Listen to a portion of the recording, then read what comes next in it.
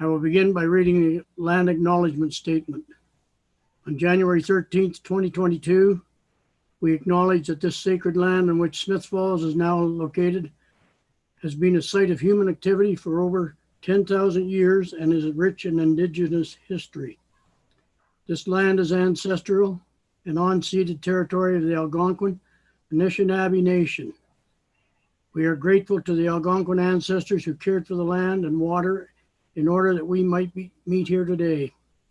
We are also grateful to the Algonquin people for their contribution in making of the Rideau Canal, which runs through Smiths Falls. We are mindful of broken covenants and the needed to reconcile with all our relations. Together, may we care for this land and each other, drawing on the strength of our mutual history of nation building through peace and friendship, being mindful of generations to come. All participants are asked to keep microphones on mute and cameras off during staff presentations and committee discussions. Participants wishing to speak to an application during the public meeting portion of this meeting will be called on by name one at a time during the public meeting. At that time, the participant called on may unmute their microphone and turn on their camera if they wish to speak. If you wish to speak to and receive further notice regarding an application and have not signed in with the recording secretary, please speak now.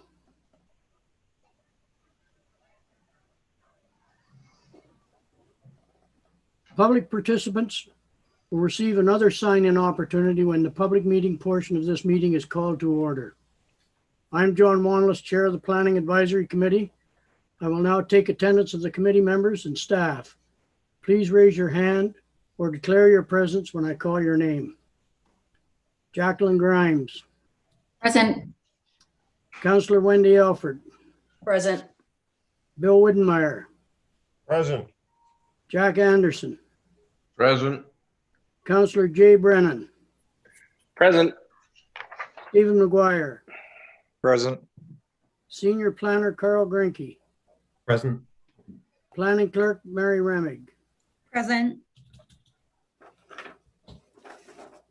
To review, committee members are asked to raise their hand when they wish to speak. Alternatively, please find an appropriate opportunity at any available time to notify the chair verbally if you wish to speak.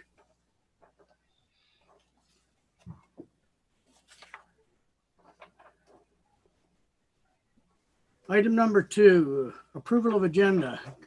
Can I have a motion? Also move. Moved by Bill, second by Jack. All in favor? Carried. Adoption of minutes. We have 2 here. The first one, Planning Advisory Committee meeting of December 9th, 2021. And Planning Advisory Committee meeting of December 16th, 2021. The first one, Jay? Moved by Jay, seconded by Jack. All in favor? Carried. The second one, December 16th, 2021. Moved by Wendy. Seconded by, I have a seconder, Jacqueline? Jacqueline. All in favor? Carried. Any disclosure of monetary interests?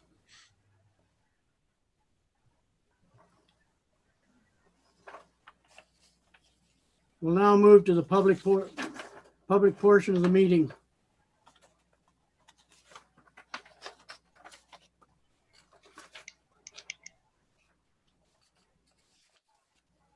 I'll open the public meeting portion of the Planning Advisory Committee meeting. Please be advised that you may leave this meeting at any time. Applicants, agents, and members of the public logged in to participate in this public meeting are asked to please keep their microphones on mute, cameras off until called on by the chair. If you wish to speak to an application and have not signed in with the recording secretary, please speak now. The public is advised that minor variance application MV-21-10 pertaining to 190 Beckwith Street North has been canceled, as the applicant provided information which demonstrates compliance with the building set provisions of the town zoning bylaw. Any questions regarding the application may be directed to the senior planner or planning clerk. The purpose of this Planning Advisory Committee meeting is to consider two applications before us. Revised consent application B21-01, which seeks to sever a vacant parcel of land with the frontage along Albert Street from the lands municipally known as 103 Queen Street. And zoning bylaw amendment application ZA-21-08 to rezone 3 properties which have recently been legally consolidated with frontage along Lanark and Bolton Streets to accommodate the development of a 2-building multi-residential development with a total of 10 dwelling units. This meeting is your opportunity to provide any feedback on these applications, and the Planning Advisory Committee welcomes any questions and comments you may have. We encourage you to do so at this public meeting, as the Planning Act rules suggest that the public's ability to voice objections later in the process may be limited if a written or oral comment is not submitted. The Planning Advisory Committee is the approval authority for consent applications. The committee will review the application and any comments or concerns from the public to inform their decision for the consent application. The committee may choose to make a decision on the consent application this evening. Town Council is the approval authority for applications for amendments to zoning bylaw. The committee will review the application and any comments or concerns from the public, which will inform their recommendation to council for the application.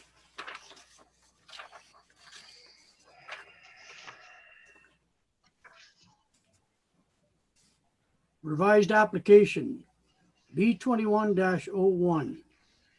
I'll now pass the meeting over to Senior Planner Carl Grinke to report a notification and summary of revised application B21-01. Following his presentation, I'll call on the public participants one at a time to offer feedback, comments, or questions regarding the proposal. I will also offer the applicant in attendance an opportunity to address any concerns brought to the committee by the public. Carl? Thank you, Mr. Chair. Good evening, everyone. For those who I haven't met, I'm Carl Grinke, Senior Planner with the town, and I'll speak to this revised consent application. We have a PowerPoint presentation here, so we'll get that started. This is the second application, or the second public meeting to consider this application. The committee met to consider it in December, but a decision was deferred. Next slide, please. So the application pertains to 103 Queen Street. It's a lot at the corner of Queen and Albert Street. There is a single detached dwelling fairly close to the corner of Queen and Albert, and the applicant is seeking to sever the rear portion of the property, what's indicated in green on the map below, to create a new lot that may eventually be a residential building lot. So there was an initial proposal to sever a portion with 26.5 meters of frontage on Albert Street. The committee had some reservations, I think, with the concept beforehand with respect to the potential of creating a building envelope. And the committee deferred a decision to allow for a consideration of modifications to the proposal. And the applicant has since revised the proposal and has enlarged the proposed severed lot. And given the shape of the property, the proposed lot's a little bit deeper now than what was there before, and also a little bit larger. Next slide, please. So this is a site sketch presented by the proponent, and he drew in a building envelope showing an area for where future construction can occur that complies with zoning requirements for front yard, rear yard, and side yard setbacks. obviously, well, we don't have a development concept at this point. We haven't seen a development, but certainly they would if the severance gets approved as presented, and that's a space they can work with in accordance with the zoning bylaw. Next slide, please. So as just to refresh, this was we looked at the provincial policy statement and town planning documents when this application was considered in December, and the original submission was evaluated through applicable OP policies. So the lands are designated residential development, and the official plan supports infill development in our residential areas, so long as it's compatible within the community in terms of similar use form, mass, and density in the neighborhood, integrated into an existing neighborhood pattern along the streetscape, and also identifies that that large lots can accommodate infill that's low density. So this, if the lands are eventually developed, then this would actually qualify as low density as defined in the official plan. Intensification is typically supported as a more efficient use of services as opposed to creating extending roads, extending pipes somewhere else. So that's why the plan is typically supports intensification for residential development where it makes sense, where it's appropriate, and the plan also requires that new lots shall only be created where there is sufficient water and sewer capacity. And in this case, the Public Works Department has advised that that is available at this location. Next slide, please. So just to quickly refresh, the property is zoned residential type 1 that prescribes land use and building setback requirements, as well as requirements for a new lot to be created. So the severance here does meet the proposed severance does meet the R1 zone requirements. Next slide, please.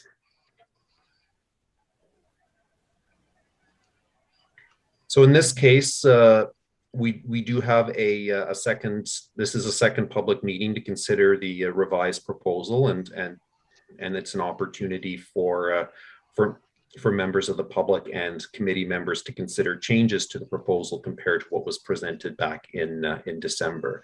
So we did notify the public and agencies in the same way we did previously, as though this was a new application. And information received and exchanged, of course, helps inform the committee's decision on this application. Next slide, please. So we haven't received new comments for the revised application. However, the committee is reminded that we have received a couple of comments on the original application. Firstly, the Public Works Department has advised they do not object to the application. They note that the lot can be adequately serviced, and stormwater management and grading can be accommodated at the building permit stage. We have received public feedback from an abutting property owner who had concerns with respect to the impact on privacy relating to her backyard. Next slide, please. So at this point, the committee does have a revised application that's before them, and they are in position to make a decision if they're ready to do so. Ultimately, the committee is encouraged to consider provincial and municipal policy when making decisions on planning applications. And in this case, the policy is supportive of infill development where lands can be serviced. So ultimately, if the proposed shape of the lot does present a sort of an atypical lot configuration with wide lot frontage and not very deep. So it's unlikely that a large building would be able to fit on that lot, at least if it were to comply with zoning. But it seems that a viable building envelope does exist on the property. So the revision does create a more functional lot compared to what was presented earlier. Ultimately, as I'd indicated earlier, we don't have a building concept. If the lot is created, then they would be obligated to meet the zoning, or alternatively, if they can't meet the zoning, then they can come back to the committee later on for a minor variance, which of course is another public process. Next slide, please. So at this point, if the committee deems it advisable to approve this consent application, there are a number of conditions, fairly normal conditions that we look at for infill severances. So obviously, creating the survey, creating the appropriate legal instruments to allow the registration of the lot, and also the applicant would be responsible for creating service and connections to the severed lot, including sidewalk and reinstatement and a curb cut, just to ensure that the lot is a service lot when it's created as required by zoning. So I think that concludes the presentation, and I'll turn it back to you, Mr. Chair. Thank you. Thanks, Carl. We will begin by hearing from members of the public. All comments and questions need to be addressed through the chair. If you have signed into the recording secretary and have requested to speak to this application, I will call on you by name one at a time to offer your feedback. Karen?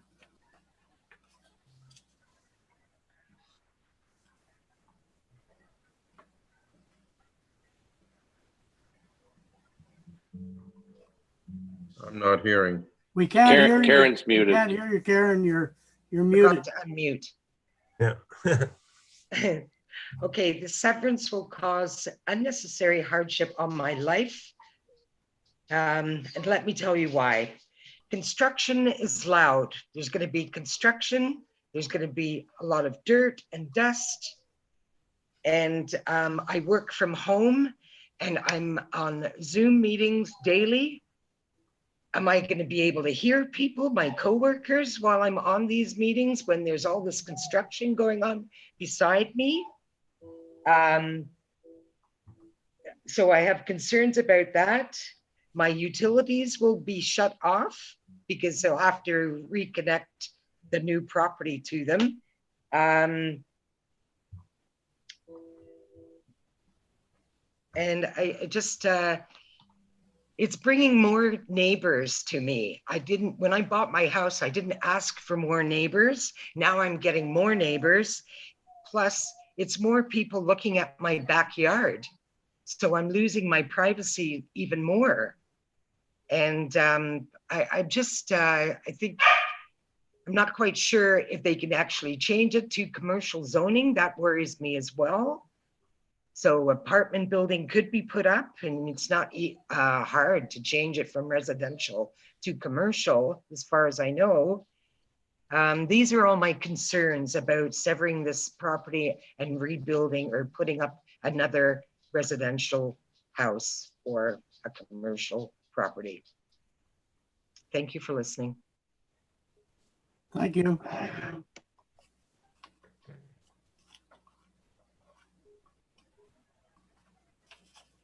I don't think the applicant is present. So I'll move on to comments from the committee members.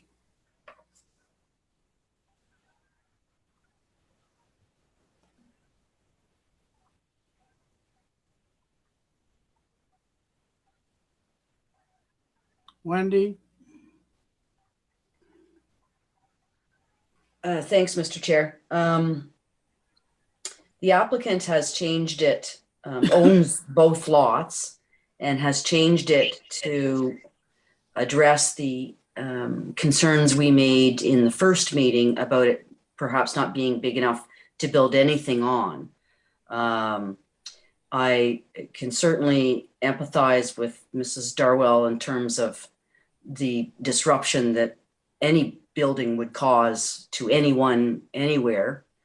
But I can't see it is this person's, the applicant's right to sever it, providing they meet all the criteria. And I don't know if they will eventually sell it or what will eventually be built on it. But I don't see any, there's no policy to support us not allowing residential building on this severed lot. Those are my comments right now, Mr. Chair. Thanks. Jay? Yeah, I appreciate Karen's comments. However, I don't think that your powers are going to be turned off at any point. We can confirm that with staff, but I have to agree with Councillor Alfred. And actually, this came forward to us in December, and hats off to my colleagues on the committee, because we made some suggestions about making it a more viable property for development for infill, which we dearly need. And the applicant has adjusted things, and I'm prepared to support this at this point. Thanks, Jay. Jack? In the short term, there's no development planned here. We're just severing this lot. I am going to support it, but the only problem that I have had, and I have mentioned this at other meetings, but when I look at the drawing that we were presented with, I should say. Anyway, I just have difficulty in kind of a hand-drawn sketch. I've always been against having to have a survey done for each and every instance. However, when I see this, I question, accuracy. And as I say, I would feel more comfortable with each presentation if we were able to receive, I don't like to say a more professional drawing, but I would feel more comfortable with that. As I said earlier, I am going to support this. Thanks, Jack. Bill? I certainly understand Karen's concerns with regards to the noise and so forth that would accrue during construction. But this discussion right now, we're not talking about a building. We're talking about severing a lot. Is that not true? Yes.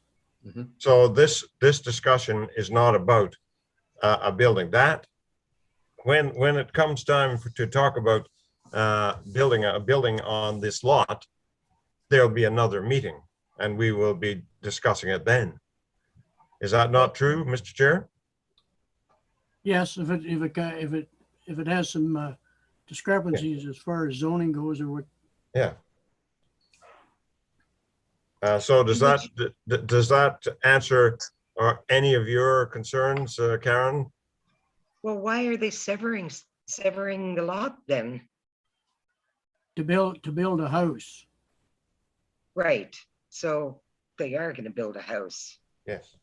Eventually, Yes. if everything is granted, yeah. I have to agree with Jack. I have trouble with the figures here in more ways than one, but I'm not going to get into that. Something more precise would have been a lot better to deal with in this situation, where things are very, very tight. And as far as severing the lot, I'm in favor of that. But we'll have to wait and see. Anyone else? Carl? Thank you, Mr. Chair. Just to follow up on Mr. Widmeyer's inquiry, if the severance is granted and if the proposed development, just like any other development, if it meets the zoning, in which case if it meets the 8-meter setback between the rear of the home and the rear lot line, for instance, if it meets all zoning inquiries, then there would not be another public meeting prior to development. So this would come back to the committee if it does not meet zoning. So if a future developer, at this point, the proposal is to create a lot. And then at some point, potentially, I'm not sure if the plan is to sell or what, but at some point, if a development proposal comes down the pipeline, then the applicant's responsible for meeting zoning. So meeting all of those side yard requirements, rear yard requirements to put a little bit of space between the rear lot line and the dwelling. And if they do that and meet those requirements, then they would be able to obtain a building permit. So this would come back to the committee if they can't meet the land use rules set out through zoning. In that case, there would be a minor variance, there would be another circulation, and then we would have that opportunity, or you would have that opportunity to make a decision on the I guess the zoning exceptions that somebody may be looking for. But at this point, it's just the lot they're looking for, and they would be responsible for or obviously there will be a requirement for a survey as a condition of severance approval to create the legal description. Wendy? Thank you, Mr. Chair. Perhaps, Carl, in terms of Ms. Darwell's comments with regard to commercial, you could elaborate a little bit on that, given the size of the lot and the fact that everything surrounding it is residential. So maybe you could comment on that. Certainly. So the zoning for the property right now is residential type 1, and the residential zone allows a single detached dwelling. So it does not allow an apartment building. It does not allow commercial development.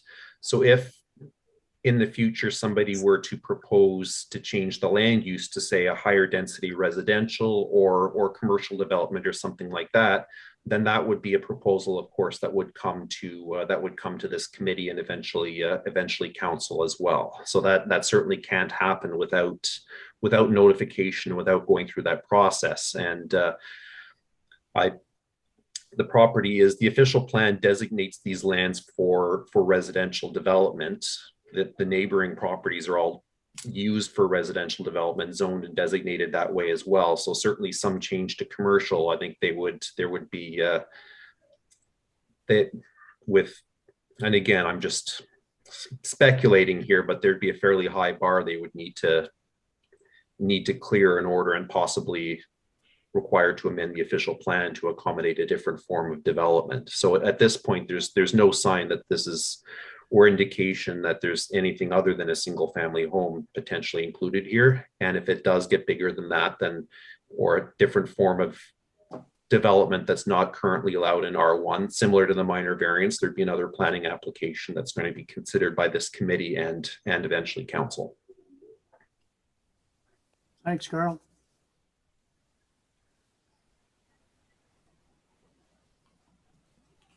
Any other comments?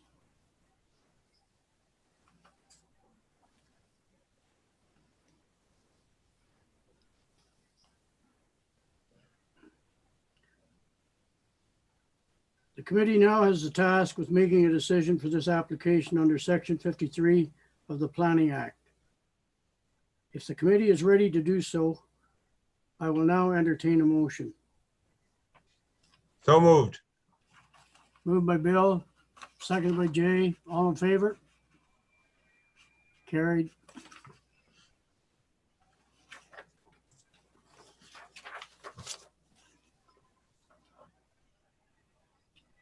Thank you for attending and participating in the planning process of application B21-01.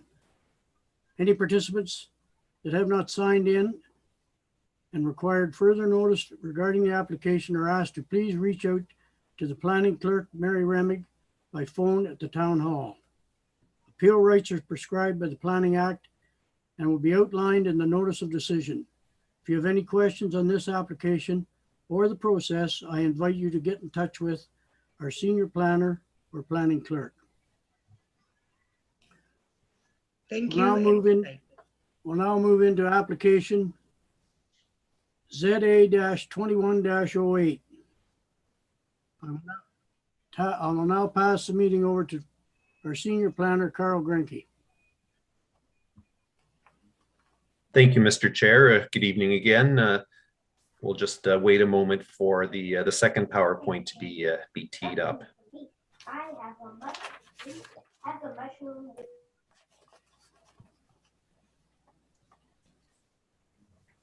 Okay, so the second application that we're looking at this evening is a zoning amendment application for lands around the corner of Lanark and Bolton. Next slide, please. So the shape, so these are the lands that are subject to the application. It is needless to say a very irregular land area, which is one of the reasons why a handful of special exceptions are being requested through this application. Next slide, please. So in this case, yes, the applicants own three adjoining parcels that have recently been consolidated to create two of the parcels front on Bolton and one which is a recently severed lot on Lanark Street. They have been recently consolidated into to a larger 0.4 acre parcel. All of the, with the exception of a garage, it's all vacant. So the current zoning across the land holdings. Sorry if you just pardon me for a second.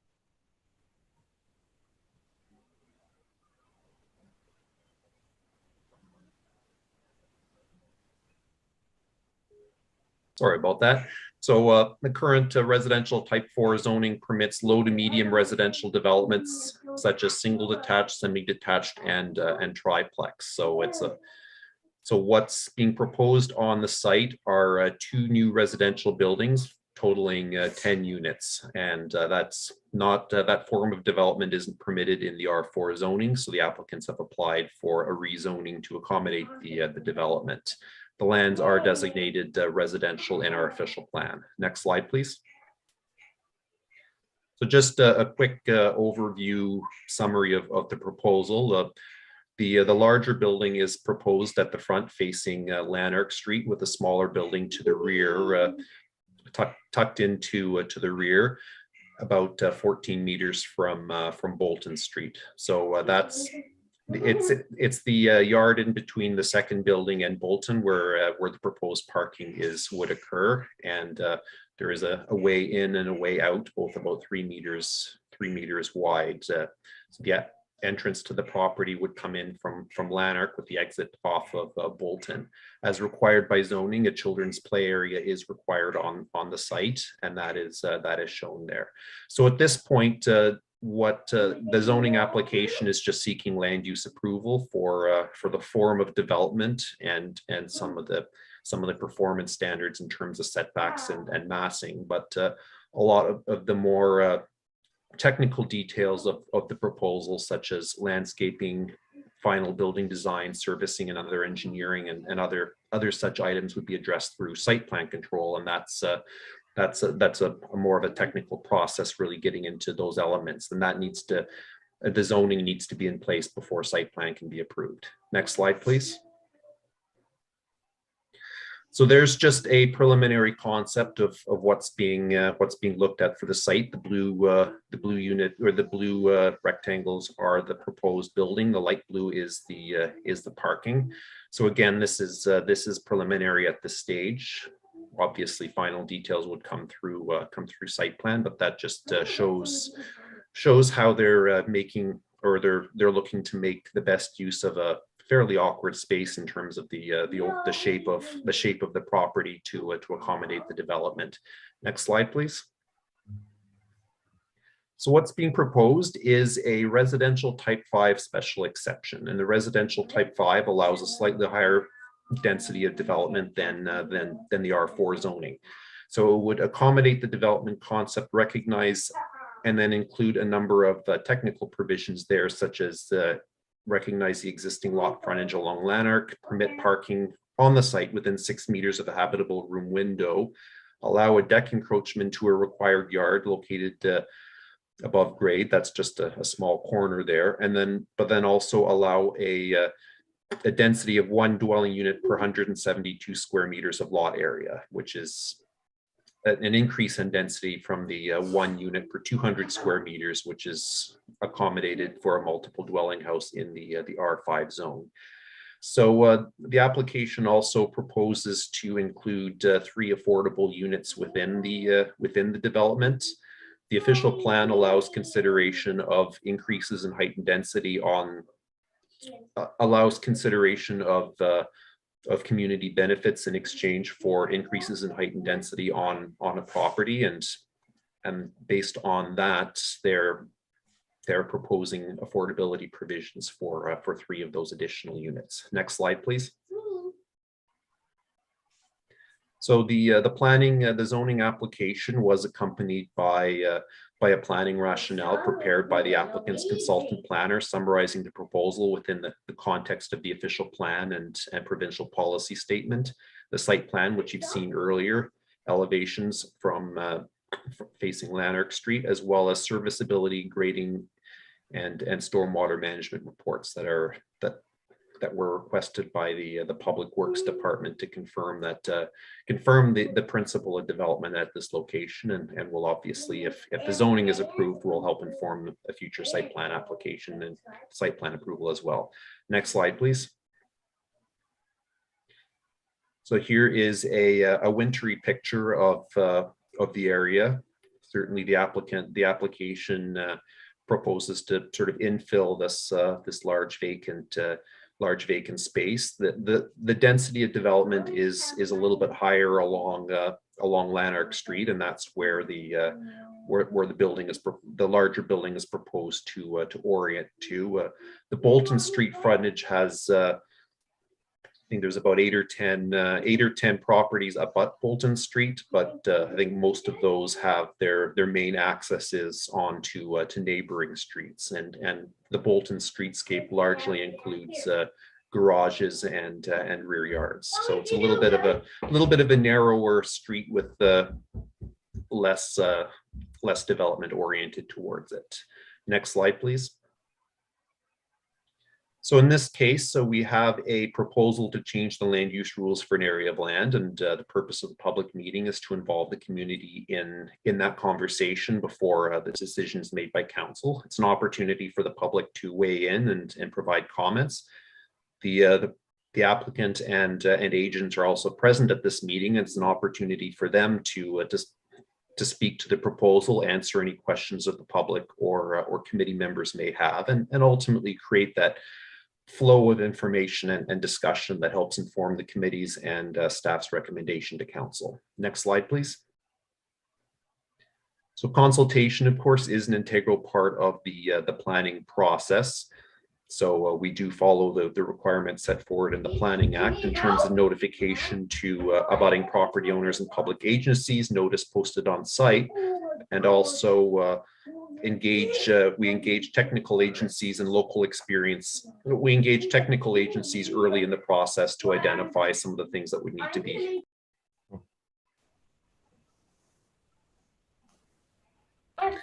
Next slide, please. So when we have a zoning amendment application and we evaluate it, the application must comply with our official plan. The official plan is the guiding policy document that outlines how and where we want to see development happen.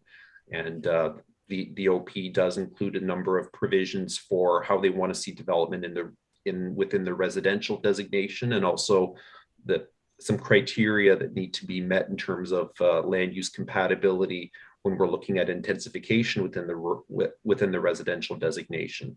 We also consider feedback from agencies and departments who have expertise in traffic, servicing, and other matters, as well as community members who may be impacted by a planning application. So based on all of this information, that goes into a recommendation and consideration by council. Next slide, please. So at this point, following the public meeting and consideration of feedback received at the public meeting, a report and a recommendation will be brought forward to council. Council will have the final say on this application, and like any Planning Act application, it is subject to a 20-day appeal period. So if you are interested in being notified or participating further in the application, I'd request that you get in touch with Planning Clerk Mary Remig to have your name and address down for notification. So that concludes the presentation, and I'll turn it back over to Mr. Chair. Thank you. Thanks, Carl. We'll begin by hearing from members of the public, and all comments and questions need to be addressed through the chair. If you have signed in to the recording secretary and have requested to speak to this application, I will call on you by name one at a time to offer your feedback. The first one, Christine.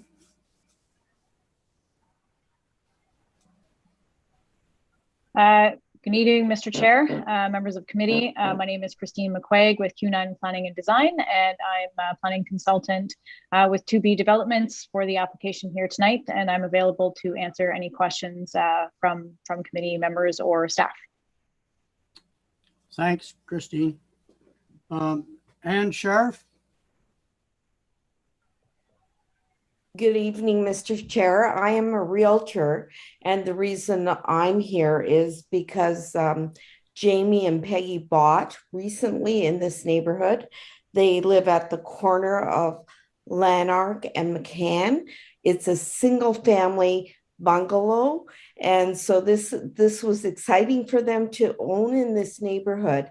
And yes, they understood there were duplexes in the neighborhood, but of course this project isn't something that they anticipated or I knew about as a realtor working with them. So a couple concerns, and Jamie will of course speak next, but the couple of concerns is the current amount of parking, which does comply with zoning. Sorry, I can turn my camera on, which does comply with zoning. The 1.25 parking spaces that will be in this project as it's presented, is that sufficient? The streets seem narrow. Is it going to congest the neighborhood? What does it mean to Peggy and Jamie's lifestyle in their new home? The second question is the height of the building on Lanark, 2.5 stories versus 2 stories. And then of course, the third question or concern is if this moves forward, would that mean that there would be more allowed for this new zoning in this neighborhood? I hope that helps, but those are my questions and I'll turn it back to you. Thanks, Ann. James? Yes, I'm here. Hello. Yes. Hello. Hello? Yeah, you can hear me? Yes. Okay. Yeah. Tell them your concerns. She asked the questions, and yes, I'm concerned about the parking. I was looking at the PowerPoint presentation that he had, and there's 10 units, and I counted 12 parking spots. Are they going to be parking on my front lawn? Because I'm pretty well right across the road. And are they going to have more commercial buildings? Can you hear me? Yes, yeah, we can hear you. Okay. Did you hear my question? Yes. Well, the parking's all proposed within the property itself. Yes. No, 12 parking spots. I know most people in this neighborhood have 1 to 2 cars. 12 parking spots for 10 cars is going to mean visitors or people living there are going to be congesting the roads. Well, I can't answer that one. There's actually 13 parking spots. There's one well, up beside. 13 parking spots for 10 units is not much. And is there some of those designated as handicap parking spots?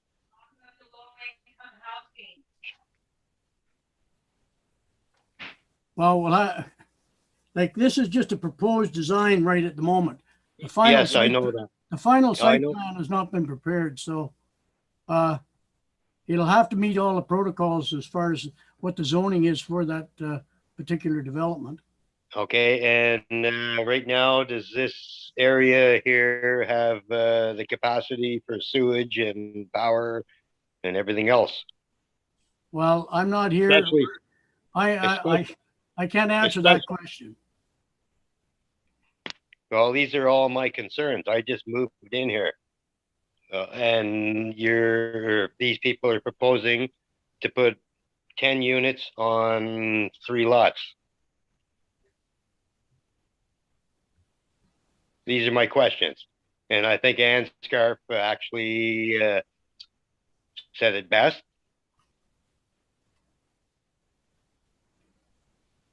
Okay, Christine, you had your hand up there.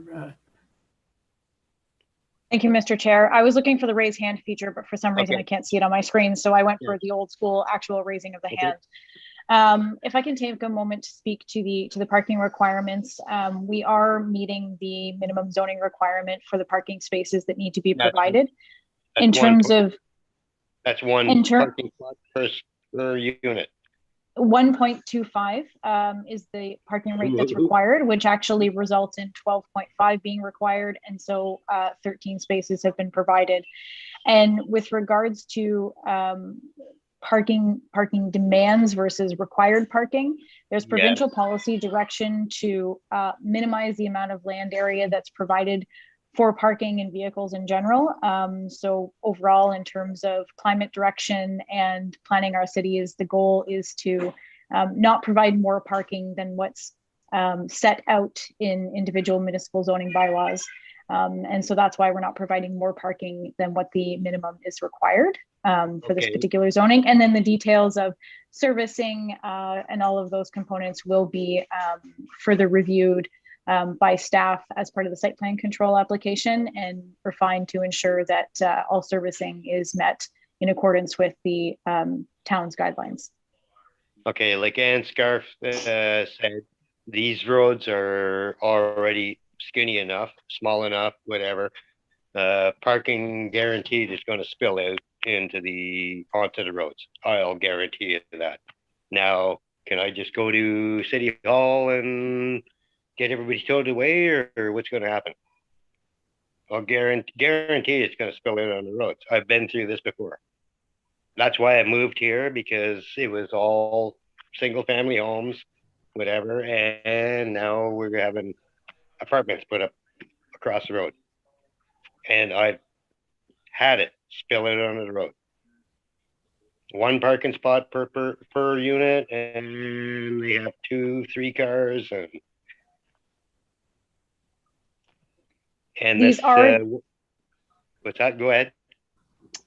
Through you, Mr. Chair, these units are apartment units. They're not large family homes that would result in, potentially more cars. As I mentioned, the goal is to minimize the amount of land provided for parking. So we don't feel it's sufficient or appropriate in a planning sense to provide more than the required parking set out in the bylaw. I will also refer to Ms. Blair, who is on the call and has her hand raised if she wants to contribute to this discussion as well. Thank you, Mr. Chair. Okay. Thanks, Christine. We also have one more written concern or Mr. Chair, Mr. Chair, I believe Ms. Blair was going to address some of the gentleman's questions as well. She has her virtual hand raised. Okay, Lindsay.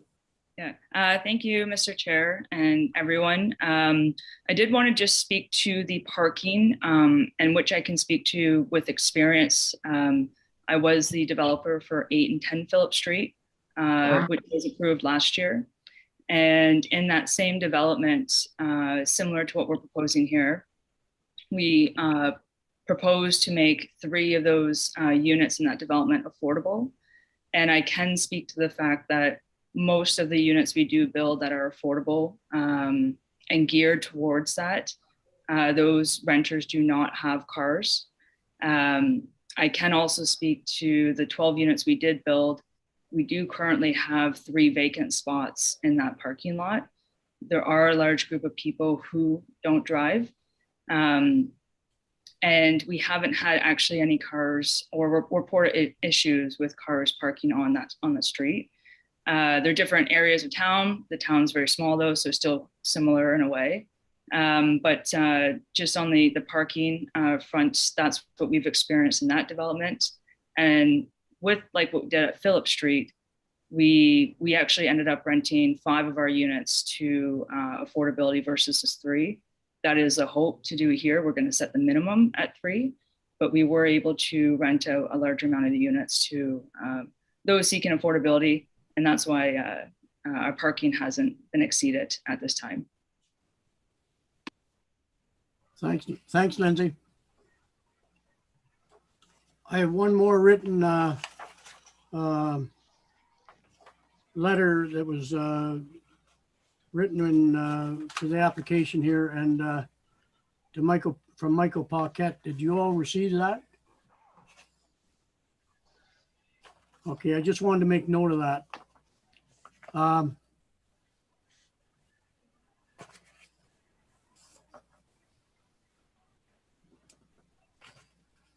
Okay, thanks for your participation here. Mr. Chair. John, yeah. Yeah, Lindsay? Yeah, sorry if I did read his letter as well. And Christine and I actually had a conversation on that letter too. And what I appreciated in his letter actually was he addressed a concern of the flow of traffic and also parking too. He did make a suggestion that a no parking sign be installed on Bolton Street to also deter people from not parking in the parking lot and parking on Bolton Street. And that is something that we'd be in favor of installing as part of our site plan process.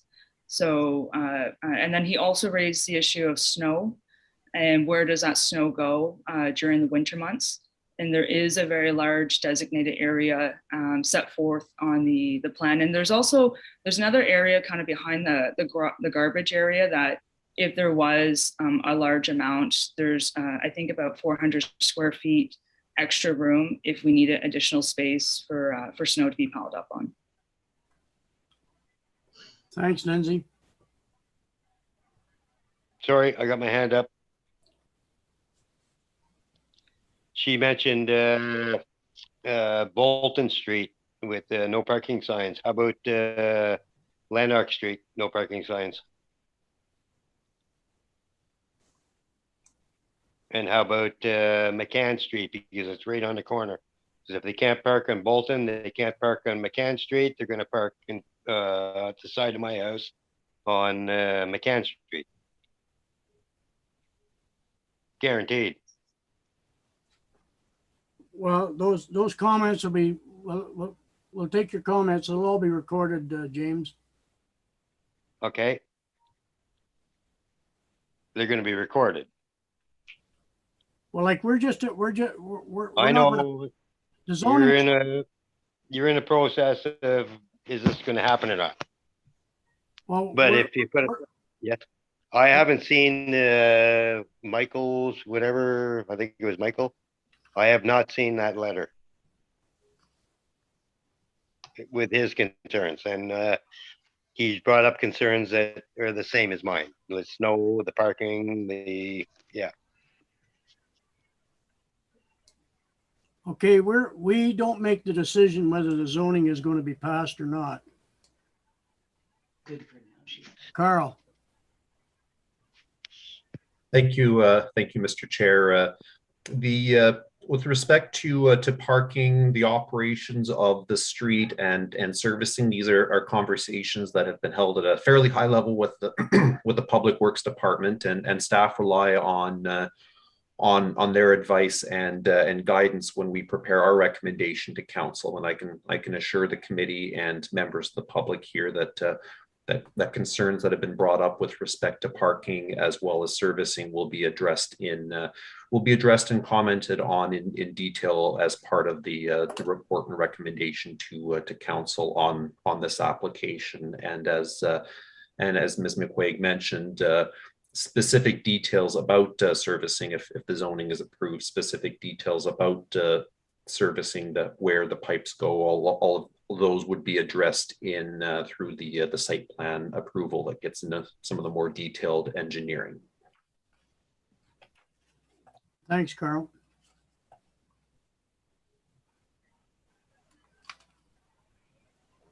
Have you anything more you'd like to add here, Lindsay, as far as the applicant goes?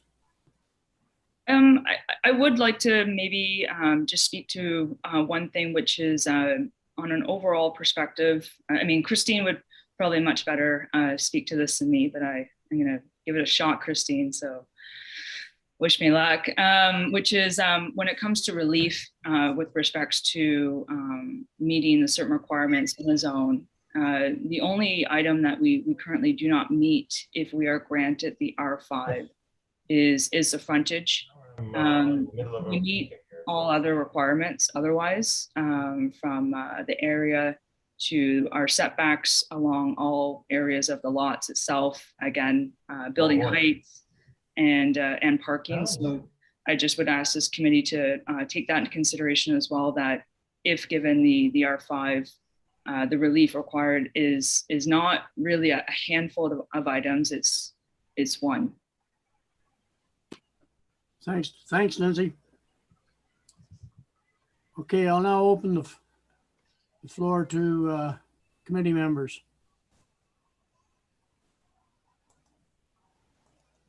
Wendy? Thanks, Mr. Chair. I'm certainly appreciative of the comments made by Mr. Paquette, and I'm sorry, I don't know Jamie's last name, and Ms. Scarfs. But in terms of zoning on a really odd piece of property, I've driven by it a couple times. In terms of zoning and the, I can find nothing that would have me not support the zoning change. It is great infill, which is, as we have often said, a real priority for this council.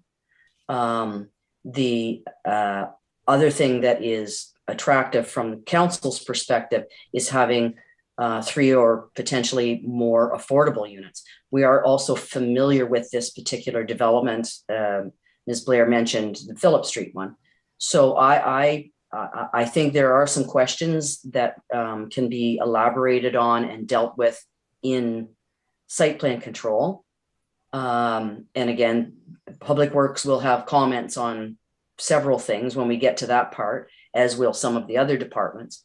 But in terms of a zoning application and changing the zoning to 5X, I can see no reason not to. I see more reason to agree with it. So I will be supporting it.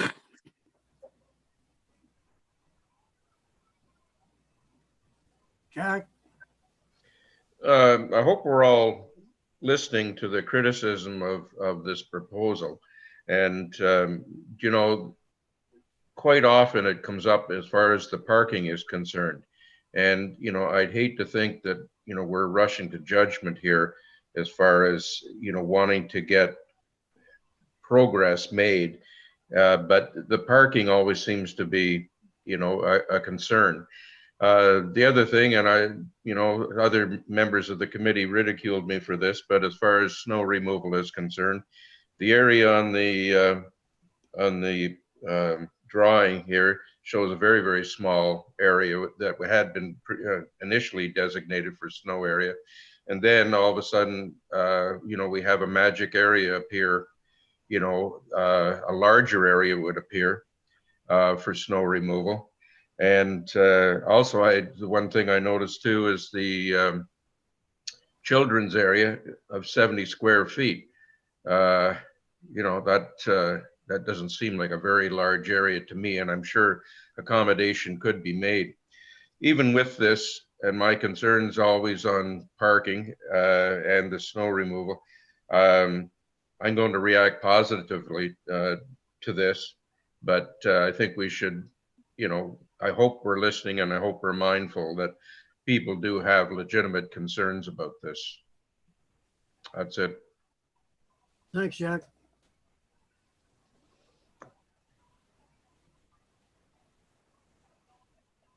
Any other comments?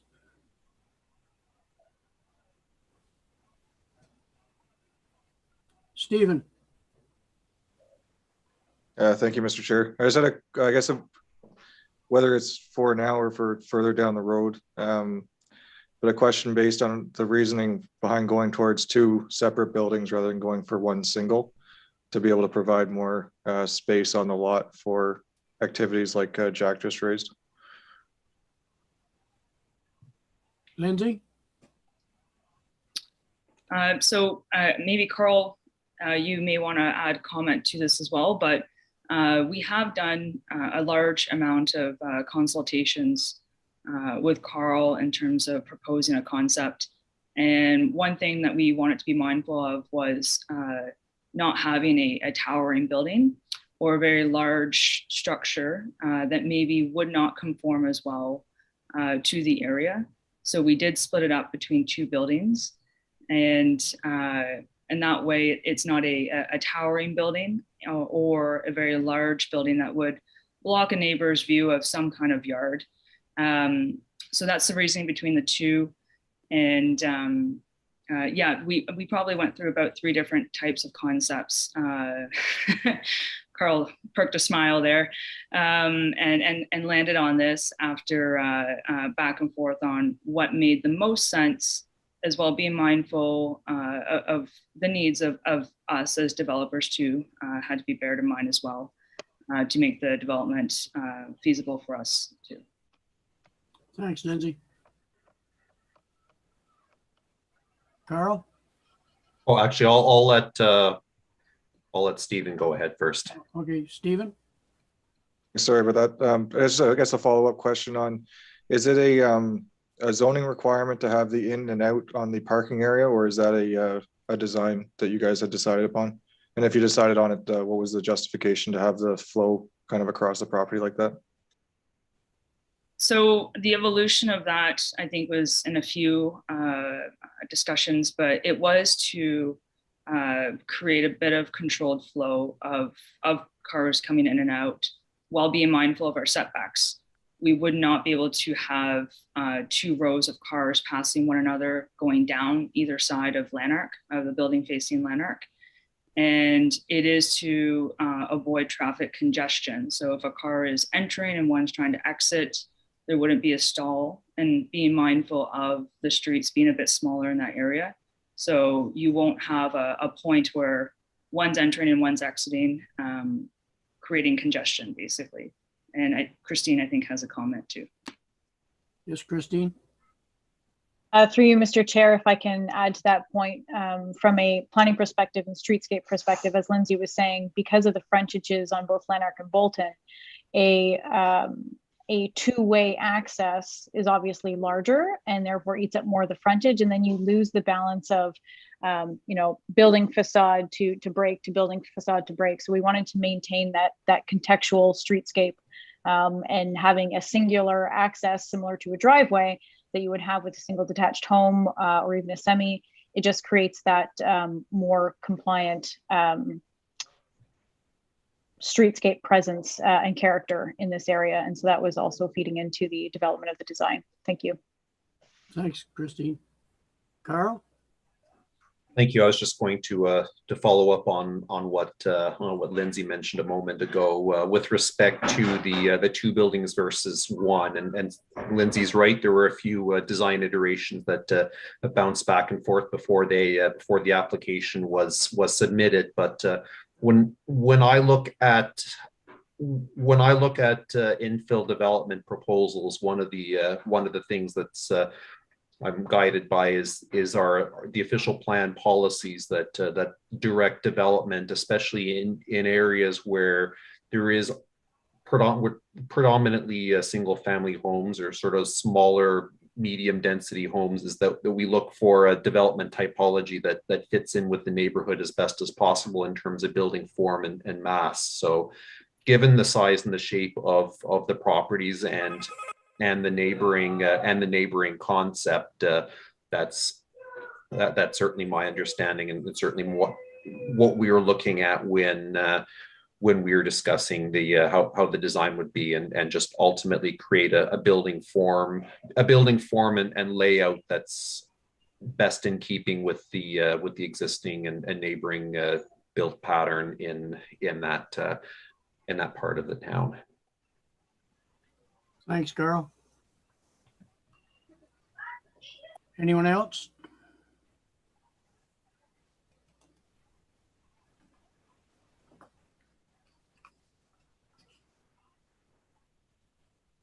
I'll now ask if there are any questions or comments from the committee members. Any more comments at all?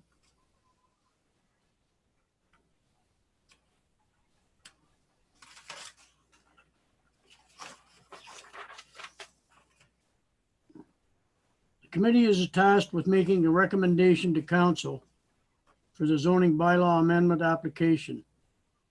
If the committee is ready to do so, I will now entertain a motion. Moved by Wendy. Do I have a seconder? Seconded by Jack.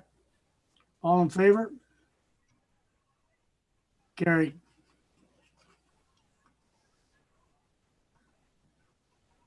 Thank you for attending and participating in the planning process of application ZA-21-08.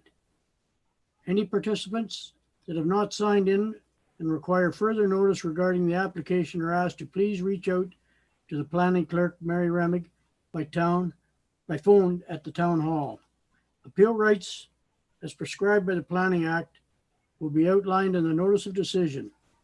If you have any questions on this application or the process, I invite you to get in touch with our senior planner or planning clerk. This concludes the public meeting portion of the Planning Advisory Committee meeting. We will now move on to the next item on our agenda.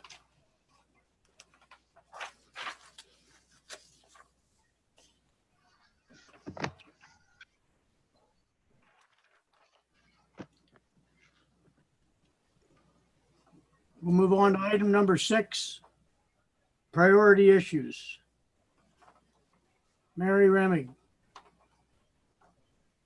Good evening, everyone. So I'm going to present the report tonight for the revised submission of the site plan control application for 17 to 23 Beckwith Street North.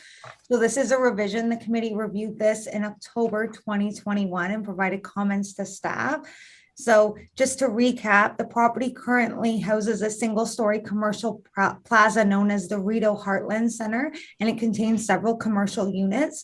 The committee reviewed this again in October 2021 and offered comments which emphasized the need for accessible access to the commercial units currently housed in the plaza. So we've received this revised submission, and given the committee's comments, we want to give them an opportunity to take a look again. So a bit of a recap as well as an overview of the changes. So this is an upper story addition that will comprise a total of 2 levels. It will have 6 2-bedroom units within those 2 levels. Parking area will be accessible from William Street East. The driveway access has now been proposed to be widened. The current easement for access to the parking behind the buildings is 3 meters, but they're proposing to widen the access to 6 meters as they're proposing to actually tear down, if they haven't already, demolish that existing building that I believe houses an electrician's office. Bicycle parking is now also provided at the rear, and the existing building at 7 William will be torn down with 3 parking spaces provided behind the existing development, and then 3 parking spaces will also be provided on the neighboring lot. It's also understood that the building that's currently been demolished will eventually house some form of future construction. We're not sure what that form of development is right now. The upper level cladding for the facade has also changed. It's now proposed to be aluminum wood grain siding and charcoal I'm not going to be able to say it, but steel siding. So planters built into the street facing facade along Beckwith are proposed to be vegetated with honeysuckle bush and other small native plantings. And then they've also supplied a wood planter with juniper bushes along the 7 William Street East frontage to help screen parking, and 2 additional tree plantings, species unidentified, adjacent the parking off-site. So before this meeting, the committee was also circulated revised construction drawings. The revised construction drawings show a much smaller 2nd and 3rd story.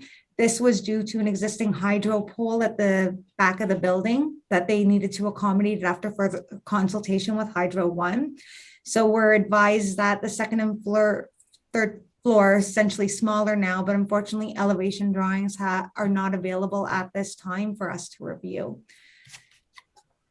So at this time, the application generally sits satisfied with departments and agencies from our review. The revised submission is being brought forward to the committee, respecting their comments regarding accessibility of the commercial plaza, facade materials, and Beckwith Street profile, as well as the William Street streetscape. At this point, we're welcoming any additional comments from the committee. Thank you. Thanks, Mary.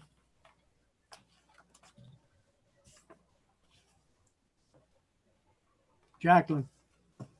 To comment about the driveway, will that become a registered, like registered on title as a widened piece? So that actually hasn't been indicated. I can tell you that it's not part of the legal easement at present. It is not. But to make it legal, it would have to, Jacqueline, it would have to have a reference plan on to accommodate those, the access into it.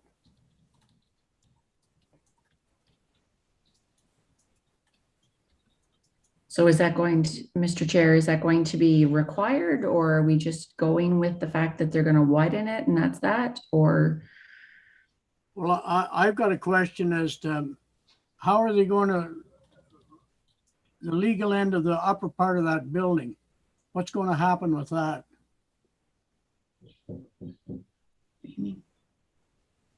Sorry, John, can you repeat that? I'm not sure I understand. Okay, with the description of the upper portion that's going to be built on the above the commercial part, how are they going to control the legal part of that? The access into the building, you mean? It has nothing to do with the access, the building unit itself.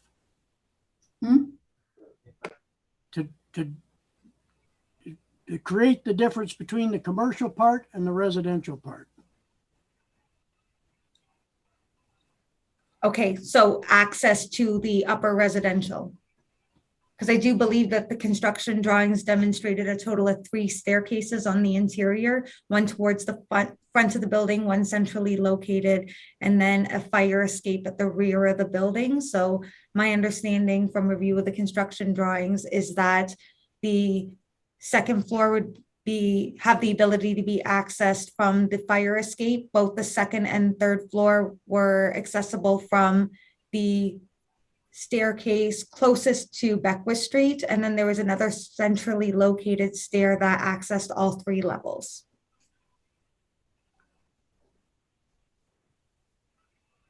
Wendy. I'm just getting a little bit confused here. The same guy that owns the bottom is building the stuff on top. Okay. That's correct. Okay. He And actually also bought the 7 William. It's all one owner now. Yeah, it's all one owner, but he would still have to create a right of way in there to sever the commercial part and the residential part. Coming in. I'm not aware of that requirement. Because Maybe I can ask Carl to chime in, you've John. got access coming into from the back of the building into the commercial part, which is below. Too legal for me. I don't understand. Well, Mary. Sorry, I just wanted to say that I'm not aware of a requirement such as that. And I was going to ask Carl to chime in just on the basis for similarity purposes, 7 Maple Avenue, which we also just reviewed, had commercial on the ground level and residential on the above. And I don't believe that that was a requirement through site plan. So I just asked Carl to chime in on that and let us know whether or not it would be required. So there is through you, Mr. Chair, there is no, in this case, there will be a single owner of the building and of the property. There isn't a proposal for any condominium or any other application. These would just simply be rental units on top of the existing building that are going to be accessed through the building and as defined by the stairs indicated on the construction drawings. Certainly, building code will. The applicants have worked with the building department to confirm code requirements to create the appropriate separations for fire and so on between the commercial units, the commercial level and the residential levels above. But it would be similar in tenure to the 7 Maple, where it's a single building on a single lot owned by a single owner, and then the commercial and residential units would each be rented out. Does that answer your question, John? Yeah, well, is there anybody else, so other than that building using that right of way coming in off of William?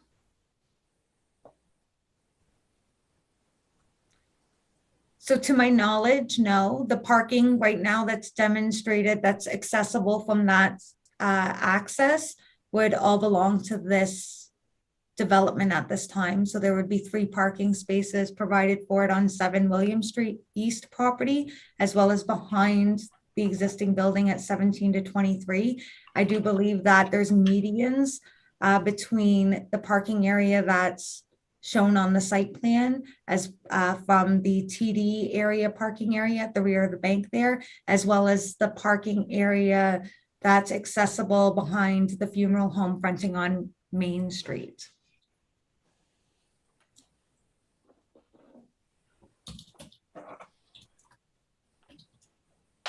Mr. Chair, I guess. I was just wondering, like the building that's next at the corner there is Hunt and Dobson, but I thought they went in right around their building there.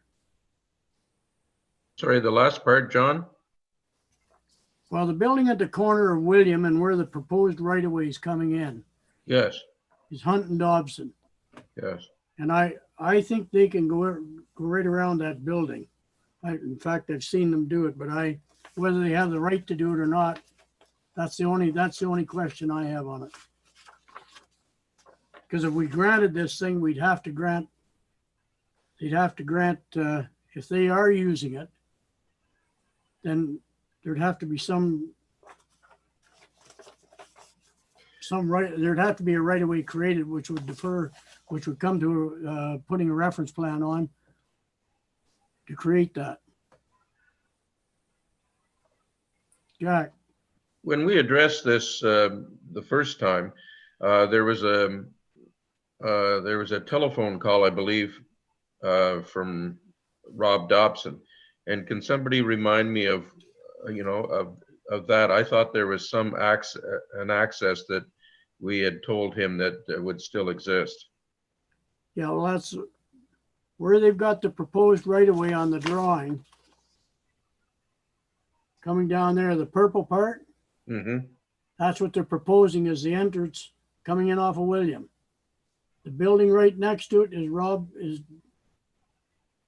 is Rod Hunt's building. And if you can see the building here, you can go in behind that building. They've come in that right of way and go around behind the building and out here. Mm-hmm. So that's the only question I'd have as far as that property and a survey to cover the legal rights of who's using it. Jacqueline? And Mr. Chair, if we're widening that, does that not also have to be registered? Because that will then affect this new construction that they're talking about on William Street and having proper setbacks from that new widened right of way. That's right, yes. But anyways. I'm sorry, Mr. Chair, but I'm gonna have to excuse myself. I'm late for another meeting. Okay. My apologies. Thanks, Randy.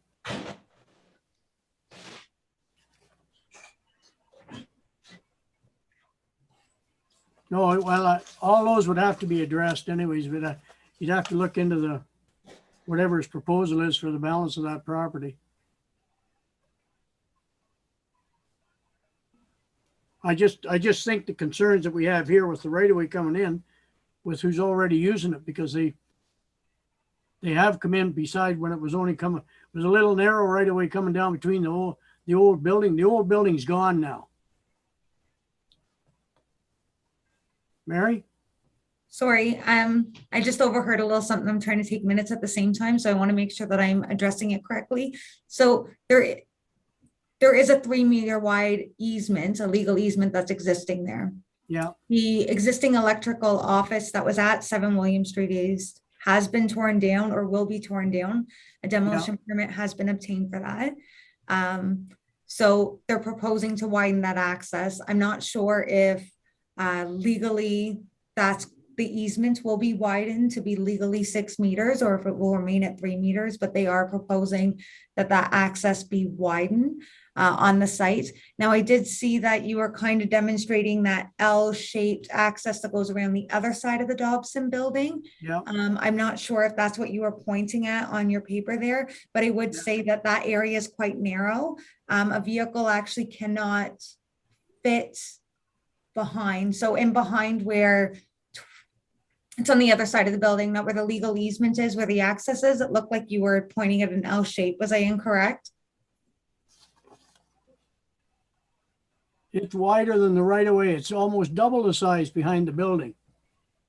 So I'm not sure that's to scale. The last they time I was park- actually on site around the other side of the Dobson. Yeah, yeah. You can't drive a vehicle around that corner. It's the buildings are much too close. You wouldn't be able to get around the corner yeah. without hitting the new fire. They that's park behind back that in there. building. They park back in there, Mary. They do park back in there, but you can't actually get entirely around the building through that access. They built a new fire escape on the back of the building that would actually prevent the ability for a vehicle to move around the corner. Well, anyways, I know they've come in off of William Street down that spot and into the back of the building. But the thing is, if there's a legal 3 meter right of way there now, and they're gonna widen it to 6, they're gonna have to have a survey done to describe it. So, Mr. Chair, yes, should that, I guess, you know, Carl or Mary, like, should that be addressed in our recommendation? Does that need to be mentioned now, or? Carl, Well, I'd invite you to chime in on that one. my opinion is yes, it should be addressed. Like, Carl, you got something? Yes, certainly the removal of the, or I guess the owner acquiring 7 William provided a little bit more flexibility for this whole, for everything. With the removal of that building, I'm not sure what the plan is for the future. Obviously, if it's going to be redeveloped, there's going to be another site plan that's going to come back to this committee. But I think there's a few things that, the purchase gives the opportunity, firstly, to fold in more parking into the proposal. It provides the opportunity potentially to widen the right-of-way access, so that the 3 meters was always there, but now there's the potential for it to be wider. So I think these are, what I'm hearing from the committee is that you'd like to flesh these items out and potentially explore widening it. So that's direction that I would be very pleased to, that we'd be very pleased to take back to the committee. Certainly if the plan is ultimately to merge these lots, then that gives a little bit more, potentially a bit more opportunity as well to formalize any of these arrangements. But I think from what I'm gathering from the meeting is the committee wants to be very confident, and certainly that's a conversation that Mary and I are happy to have with you to finalize before we can before the site plan is ready to be presented to council. So sir, if you sort of to answer the question, if there are any, if there is direction that you'd like to have, or particular thing, if the committee would like to see that right of way widened, if the committee would like to see any of these things addressed, then we will take that. We will take your direction to the applicants and take it from there. Carl, how are they intended to control the parking? In what way, John? Well, there has to be some controls on the ground as far as the parking goes. Yes, so the site plan here presents adequate laneways. It presents, if this were all one lot, regardless of the interesting parcel configuration here, we look to have a complying, when all is said and done and that tree is removed, we look to have a complying lot. They're going to be spaced up appropriately from each other, and I believe that there will be an easement for the 7 Maple parking spaces there will be a formal agreement as required by zoning, a formal agreement between the 7 William property and the 17 to 23 Beckwith property to create those, so that those 6 parking spaces are all reserved for this development. Okay, thanks, Carl. Jay? Yeah, if committee has questions about this, I'm happy to send it back to staff. For myself, and I've spoken to the owner of 7 William Street before, I'm happy to support it as with the staff recommendation as is. However, if you guys want to explore the right of way there, and I just heard that there'll be some sort of an agreement for parking for the occupants of 7 William. I think the concern that they had, the owners of 7 William had initially, was the narrowness of the driveway back there and how that might affect their building, i.e. with construction and that sort of thing. And I think that was addressed some time ago. Other than that, the building looks great. There's been comments that have been given and taken into account for in terms of aesthetics. And I think that, you know, and not to mention the addition of rental units downtown. So I'm ready to go now, but if you guys need some clarifications, I'm happy with that too. Thanks, Jay.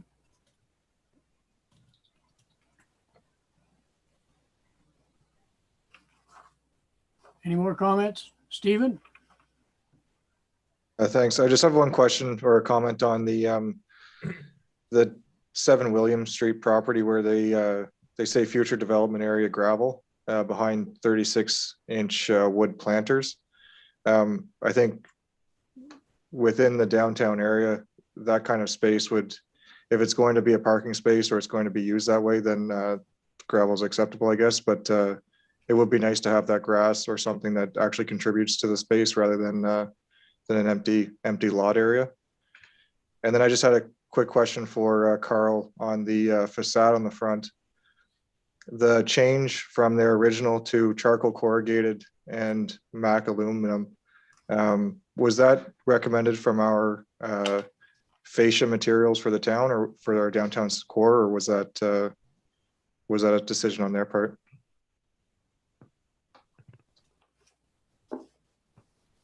Carl? I'll speak to Stephen's first point. I think that's one of the reasons, that one of the things that staff were looking for the committee's feedback on is the surfacing material. If the committee feels that exploring turf rather than gravel sort of as the interim solution for that space before any development were to occur, I think that's certainly a fair comment and one that we can provide to the developers, especially if this is all going to be accommodated as one property. So we'll look for the committee's direction on that. I'm looking for the correspondence, and Mary, feel free to jump in if you have an answer quicker than I do in terms of the facade. Mary. Mary? So I do have an answer to that. At the last committee meeting in which this application was reviewed, Councillor Alford had suggested that maybe the existing brick on the ground level of the commercial plaza, if it could be carried up to the upper level, because she thought it was beautiful and, let's call it in a way, historical, right? It was the character of the downtown. I believe this was the response to that. So otherwise, I don't believe that we provided a great deal of municipal staff comments regarding the facade treatment. That's the only comment that I'm aware of that came through. So I believe that was the response to it. Obviously, it's not the same brick, but I believe they're just trying to find something compatible and similar. Thanks, Mary.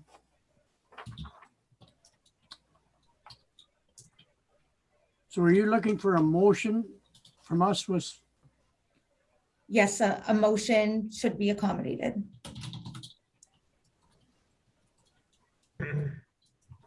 I'll move it. Okay, moved by Jay, Second. seconded by Bill. All in favor?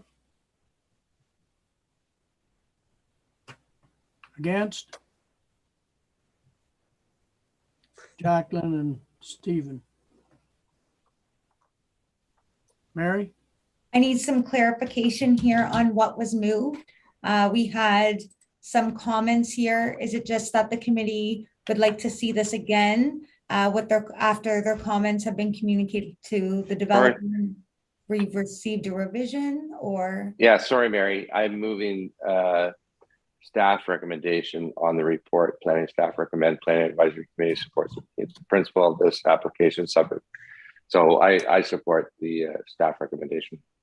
Perfect, thank you. Jacqueline? It's just to clarify that motion. So we're not going to look into the legal aspect of right-of-ways and that? Sorry, Jay, I just want to clarify the motion. No, it's okay. No. Carl?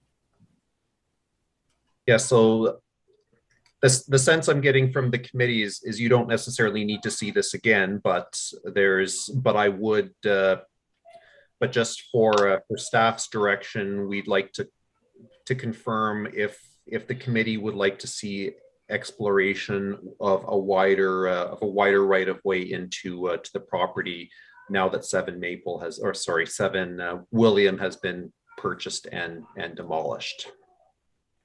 Does the committee want to see that? Their last sketch shows the colored portion is the existing right of way. Yeah. And they've shown a wider right of way coming in and down to the parking spots down at the bottom. So I think that's what they're planning for a wider right of way in there. That's the way I depict it anyways. I don't disagree with that at all. What's that?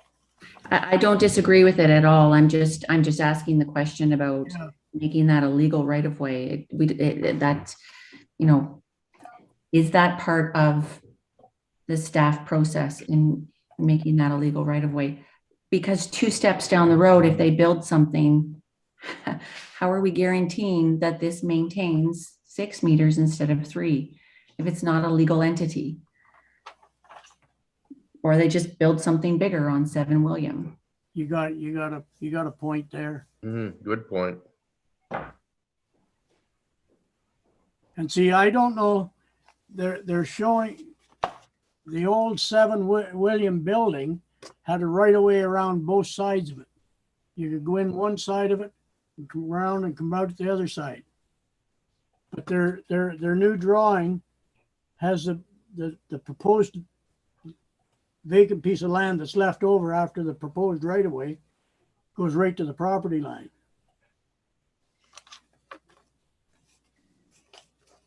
So if there was any legalities in there with a right of way the other side of the building that's gone, they would have to that would have to be relinquished too.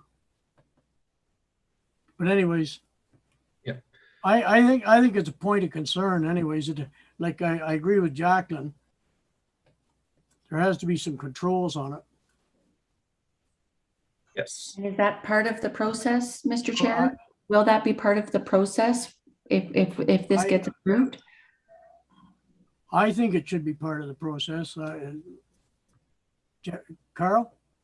Yes, this is an interesting property to say the least, and it is certainly a bit more. There's a little bit more context rather than most greenfield developments we have, where there isn't that layer of complexity. So yes, that is to answer the question. Access needs to be defined through the site plan approval. So we have right now a proposal for a 3 meter access into the site along that side of 7 Maple. So I think I'm very happy to have any conversations. If the committee members have specific things that they'd like us to explore with the developers, then we can certainly take that. We can take that direction, which is different from the because right now on paper we have the 3 meter wide access into the property. Would the committee like to see something different than what's presented in the most recent site plan submission? Carl, the last general site plan I got that I printed off has a 6 meter right of way in there. Yeah. They got the colored one is 3 meters, and you can see the other side of it coming down to the parking spots at the bottom. It's already there. Yes, it's not subject to that easement. So you are right. If that's going to become, if they're going to remain separate parcels and they need the 6 meters, then that would have to be defined. That's right. Mary, I believe Mary had an additional comment. That's actually exactly what I want to clarify. So thanks, John, that the easement remains 3 meters, but they're proposing a 6 meter wide access. And I believe the confusion here is just, do we need to have that easement full 6 meter regularized? And I haven't been speaking to it because I also wasn't sure of the answer. So I appreciate the clarification. Well, I think our concerns there should be clear, should be made in Jay's, what Jay moved there.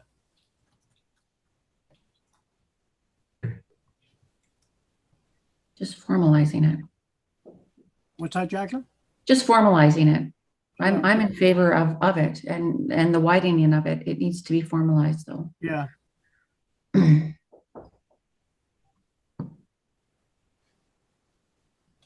So you're all in agreement that that should be added to that in that motion as well?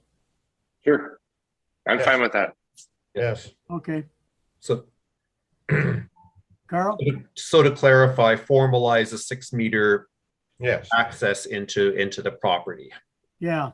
And we'll work with the applicants as to what that looks like, if the property is going to be merged, which is going to inform whether this is a planning at easement, a consent, or some other instrument. But at the end of the day, the committee would like to ensure a 6 meter access into the property the parking area is retained. Yeah. Yeah. Yeah, Mr. Chair, that's what I'm looking at here. I mean, that shouldn't be a big deal. No. And if we need some assurance that that's actually going to be the case, and it's on black and white before me here now. Yeah. I'm in favor of the whole. Just add it to the motion that we can ensure that. I agree. Okay. All in favor of that addition? Carried.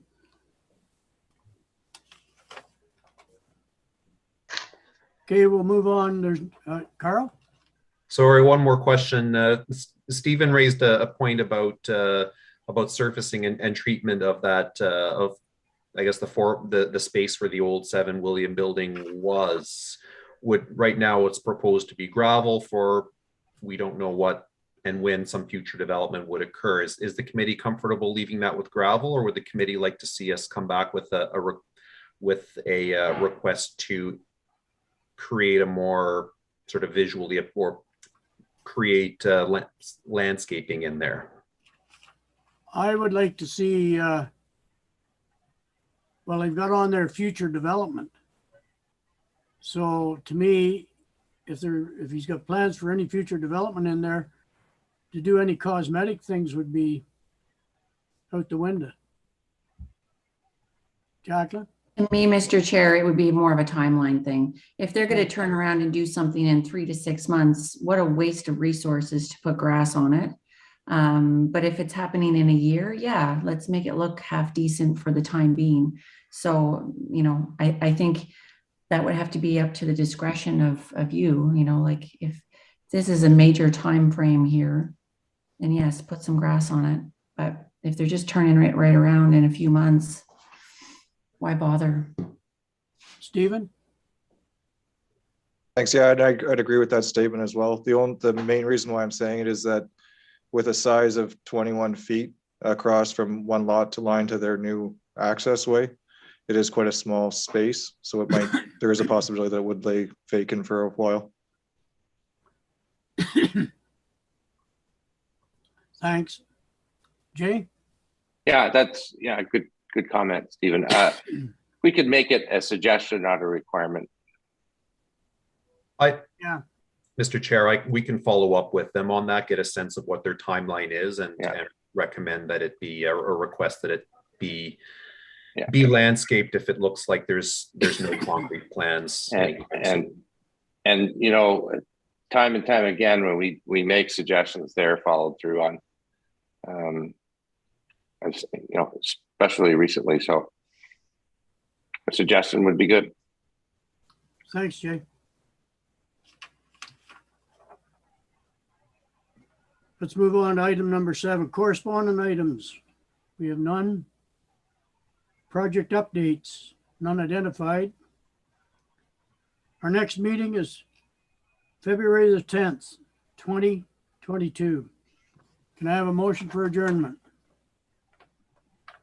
Jay. Thanks, guys. Yes, thank you, folks. Have a good night. Good to see you, Good Bill. night. Yeah, welcome night. back, Bill. Ah, Nice to you see you. people are Bill. so exciting. You people are so exciting. I just couldn't stay away. Looking good.